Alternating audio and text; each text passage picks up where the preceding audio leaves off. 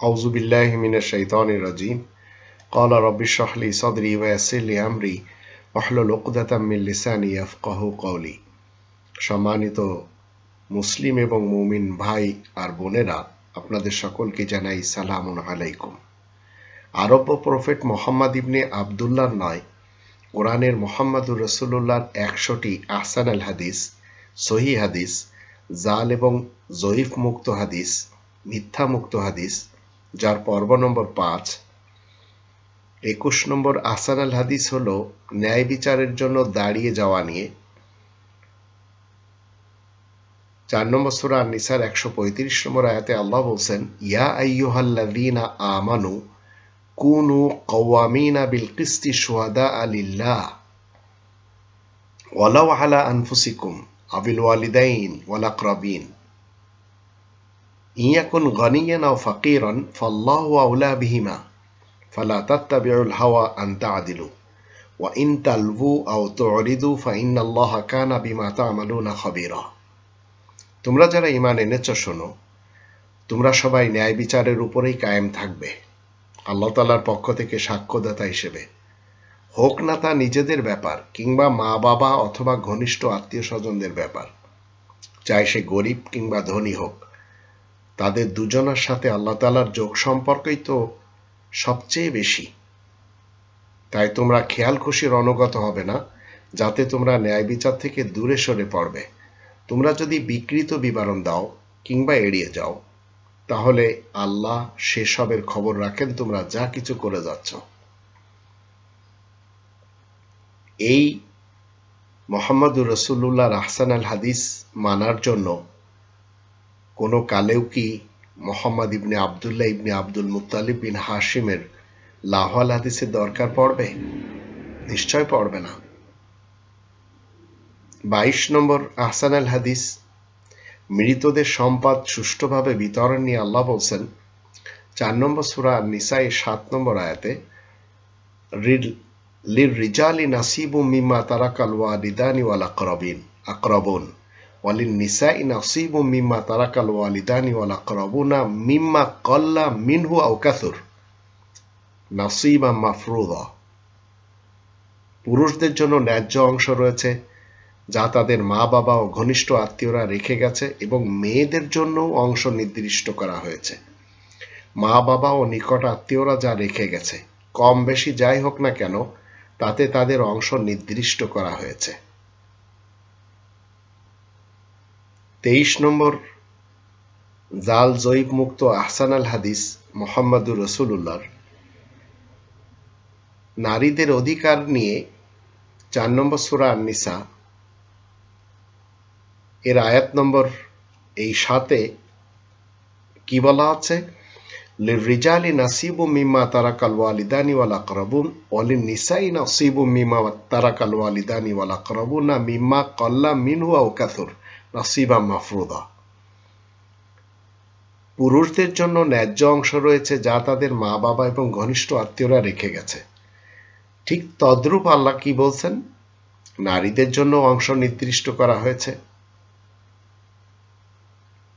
মা বাবা এবং নিকট আত্মীয়রা যা রেখে গেছে, কম বেশি যাই হোক না কেন, তাতে তাদের অংশ নির্দিষ্ট করা হয়েছে। তো এই আয়াত মহিলাদের অধিকার নিয়ে, পুরুষদের অধিকার নিয়ে কথা বলছে। অনেক ক্ষেত্রে আমরা আমাদের নিজেদের পরিবারে কি দেখি, নিজেদের ফ্যামিলিতে, নিজেদের সোসাইটিতে মা বাবার কাছ থেকে জোরপূর্বক সন্তানেরা কি করে, বোনদেরকে অর্থ না দেওয়ার জন্য টাকা পয়সা বলেন, জায়গা জমি বলেন, তারা লিখে নেয়। আমি আমার নিজের চোখে দেখেছি, আমার মামারা আমার মায়ের জমি ফাঁকি দেওয়ার জন্য নানির কাছ থেকে লিখে নিয়েছে। একটি সময় আবার মামারা দিতে বাধ্য হয়েছে, কারণ আমার মা সকল ভাই বোনদের বড়, তারা একসময় চিন্তা করেছে বোনকে ঠকানো ঠিক হবে না, দিয়ে দিয়েছে। আবার মায়ের সেই জমির অংশ আমার এক ভাই মাদ্রাসা তৈরি করে নিয়ে কি করেছে, মাকে জান্নাতের লোভ দেখিয়ে মাদ্রাসার নামে লিখে নিয়েছে সেই নানার বাড়ির পাওয়া সম্পত্তি। অথচ কোরআন মহিলাদের অধিকার নিয়ে, পুরুষদের অধিকার নিয়ে এখানে কি বলছে? পুরুষদের জন্য ন্যায্য অংশ রয়েছে যা তাদের মা বাবা ঘনিষ্ঠ আত্মীয়রা রেখে গেছে, এবং মেয়েদের জন্য অংশ নির্দিষ্ট করা হয়েছে। মা বাবা ও নিকট আত্মীয়রা যা রেখে গেছে, কম বেশি যাই হোক না কেন, তাতে তাদের অংশ নির্দিষ্ট করা হয়েছে নাসিবা মাফরুদা। এখন আপনি যদি মনে করেন আপনি একটি ধর্মশালার, ধর্মের ঘরের মালিক, আর আপনি ভাই বোনদেরকে ফাঁকি দেওয়ার জন্য মায়ের কাছ থেকে জান্নাতের দোহাই দিয়ে জমাজমি মাদ্রাসার জন্য লিখে নিলেন, ঠিক বাবার কাছ থেকেও তো আল্লাহ রাব্বুল আলামিনের কোরআনের এই বিধানের বিপরীত কর্ম হবে। এর জন্য অবশ্যই জবাবদিহি করতে হবে, কারণ মায়ের সম্পত্তি পাবে তার সন্তানেরা, সবাই পাবে। এখন সন্তানদের একজন মৌলবী হুজুর হয়েছে, তাই সে চিন্তা করেছে মায়ের কাছ থেকে যদি মামার বাড়ির সম্পত্তি মাদ্রাসার জন্য, মসজিদের জন্য লিখে নেওয়া যায় আর মাকে জান্নাতের লোভ দেখানো যায়, তো এটি হবে নিতান্ত একটি অন্যায় কাজ। তো আমাদের দেশে এই ধরনের অহরহ আমরা দেখতে পাই, আমার ফ্যামিলিতেই রয়েছে। 24 নম্বর আহসান আল হাদিস, ইয়েতিমদের সম্পত্তি নিয়ে 4 নম্বর সূরা নিসার 10 নম্বর আয়াতে আল্লাহ বলেন, ইন্নাল্লাযীনা ইয়াকুলুনা আমওয়ালাল ইয়াতামা যুলমান ইন্নামা ইয়াকুলুনা ফি বুতুনিহিম নারা ওয়া সায়াসলাউনা সাঈরা। এই কথা ঠিকই, যারা ইয়েতিমদের বিষয় সম্পত্তি অন্যায়ভাবে খেয়ে থাকে তারা তো নিজেদের পেটে আগুনই ভর্তি করে যাচ্ছে, তারা শীঘ্রই আগুনের মধ্যে ঢুকতে বাধ্য হবে।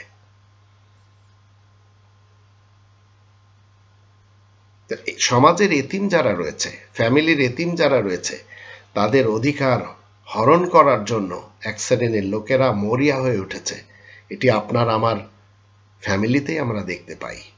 এবার আসুন 25 নম্বর মুহাম্মদুর রাসূলুল্লাহর আহসান আল হাদিস, এতিমদের রক্ষা নিয়ে আল্লাহ কি বলছেন। 2 নম্বর সূরা আল বাকারার 220 নম্বর আয়াতে বলা হচ্ছে, ফিদ দুনিয়া ওয়াল আখিরা ওয়া ইয়াসআলুনাকা আনিল ইয়াতামা কুল ইসলাহুল লাহুম খায়র ওয়া ইন তুখালিতুহুম ফাইখানুকুম ওয়াল্লাহু ইয়ালামুল মুফসিদা মিনাল মুসলিহ ওয়ালাউ শা আল্লাহু লা আ'নাতাকুম ইন্নাল্লাহা আজিজুন হাকীম। দুনিয়া ও আখিরাতের সব ব্যাপারেই আর ইয়েতিম বেসাহারাদের সম্পর্কে মানুষেরা তোমার কাছে জানতে চাইলে তুমি বলে দিবে, তাদের সংশোধন ও উন্নতির জন্য চেষ্টা করাই উত্তম। তাদেরকে যদি নিজেদের সাথে সংযোগ করে নাও তবে তারা তোমাদের ভাই বোন বলে গণ্য হবে, আর আল্লাহ সংশোধনকারীদের তুলনায় ফাসাদ সৃষ্টিকারীদের ভালোভাবেই জানেন। আর আল্লাহর ইচ্ছা না যে তোমাদেরকে আল্লাহ অসুবিধায় ফেলবেন, নিশ্চয় আল্লাহ হলেন মহাসম্মানিত এবং মহাবৈজ্ঞানিক। তো সর্বক্ষেত্রে ইয়েতিমদের রক্ষা করতে হবে। দেশের প্রধান যিনি হবেন, দেশের যারা অসহায় গরিব মিসকিন রয়েছে, বেসাহারা রয়েছে, এদের সকলকে সমান নজরে দেখতে হবে। শুধু বড়দের সাথে আপনি মিছিল মিটিং করবেন আর গরিবদেরকে আপনি ছেড়ে দিবেন, তাদেরকে আরো গরিব হতে দিবেন, বড়লোকদের আরো বড়লোক করার রাস্তা খুলে দিবেন, বিশেষ করে ব্যাংকের ঋণ নেওয়ার ব্যাপারে, আর তারা একদিন সেই ঋণ ফেরত দিবে না, আপনি মাফ করে দিবেন। তো এগুলি নিয়েই এই 2 নম্বর সূরা আল বাকারার 220 নম্বর আয়াতে আল্লাহ বলে দিয়েছেন, একটি দেশ প্রধান যদি মুসলিম হয় তাহলে তার দায়িত্ব কি। কিন্তু আজ মুসলমান দেশগুলিতে সবচেয়ে বেশি হাহাকার লেগে আছে। আবার নন মুসলিমরা যখন এই আয়াতগুলির উপরে আমল করে চলেছে তখন সেই দেশগুলিতে শান্তি এবং কল্যাণ নেমে এসেছে। এই কোরআনের আমরা যদি 3 নম্বর সূরা আলে ইমরানের 83 আয়াত দেখি, 83 নম্বর আয়াত থেকে আমরা জানতে পারি আল্লাহ তাআলার ইসলামী কিংডমে রবের দেওয়া ইসলামকে মানুষ ইচ্ছায় এবং অনিচ্ছায় মেনে চলেছে। অনিচ্ছায়ও যদি কেউ মানে, সেখানেও শান্তি আসবে। আর ইচ্ছায় যদি মানে, তাহলে তো তারা মুমিন মুসলিম হবে। কিন্তু সবচেয়ে বেশি কোরআনের আয়াত অমূল্যায়ন করা হয় মুসলমানদের দেশগুলিতে। কোরআনের আয়াতগুলি নিয়ে তারাই সবচেয়ে বেশি তামাশা করে। আল্লাহ আমাদের সবাইকে মুহাম্মাদুর রাসূলুল্লাহর আহসানাল হাদিস মেনে জীবন কাটানোর তৌফিক দান করুন, আর আরব্য প্রফেটের লাহওয়াল হাদিস থেকে সবসময় দূরে থাকার তৌফিক দান করুন।